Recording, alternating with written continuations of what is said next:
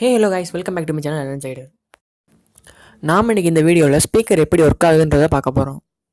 ஸ்பீக்கர்னு ஒன்று கண்டுபிடிக்கலன்னா இப்போ நம்ம இந்த வீடியோ கேட்டிருக்க முடியாது, லைக் பாட்டு கேட்டிருக்க முடியாது, எதுவும் கேட்டிருக்க முடியாது. நார்மலாக ஸ்பீக்கரில் வந்து மேக்னெட், வாய்ஸ் காயில், ஸ்பைடர், போல் பீஸ், ஃப்ரேம் ஆர் பேஸ்கெட், டஸ்கேப், டயஃபாம் அப்படின்னு 7-8 காம்பனன்ட்ஸ் இருக்கும். வாய்ஸ் காயிலும் பெர்மனன்ட் மேக்னெட் தான் அந்த ஸ்பீக்கருக்கே ஒரு முக்கியமான 2 காம்பனன்ட்ஸ். இப்போ நம்ம ஒரு ஸ்பீக்கர் எடுத்தால் என்னென்ன காம்பனன்ட்ஸ் இருக்குன்றதை நம்ம பார்க்க போகிறோம். ஃபஸ்ட்டு அந்த சில்வர் கலரில் இருக்கிறதுக்கு பேர் தான் டயஃபாம். இது வந்து எல்லா ஸ்பீக்கர்லையும் நீங்கள் பார்த்துருப்பீங்க.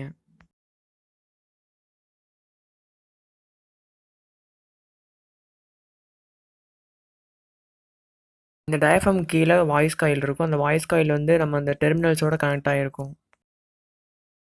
இந்த ப்ரௌன் கலராக இருக்கிறதுக்கு பேர் வந்து ஸ்பைடர். இது ஸ்பைடர் வெப் மாதிரி இருக்கிறதுனால ஸ்பைடர்னு பேர் வச்சுருக்காங்களோ என்னவோ எனக்கு தெரியல. அந்த ஸ்பைடர் வந்து எதுக்கு யூஸ் ஆகுதுன்னா, அந்த காயில் வளர்ந்து ஜென்ரேட் ஆகிற எலக்ட்ரோ மேக்னட்டிக் வேவ்ஸை வந்து சவுண்ட் வேவ்ஸை கன்வெர்ட் பண்ணுறதுக்கு யூஸ் ஆகுது.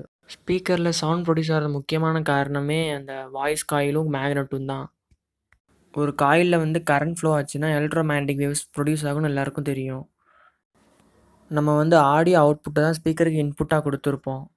ஸோ ஆடியோ அவுட்புட் வந்து காயிலோட கனெக்ட் ஆகிருக்கனால ஆடியோ அவுட்புட் வரதை பொறுத்து எலக்ட்ரோ மேக்னட்டிக் வேவ்ஸ் வந்து ஜென்ரேட் ஆகும். ஏற்கனவே இங்கே இருக்கிற பெர்மனன்ட் மேக்னெட் வந்து இந்த ப்ரொடியூஸ் ஆகிற எலக்ட்ரோ மேக்னட்டிக் வேவ்ஸ் வந்து ரிப்பல் பண்ணும்.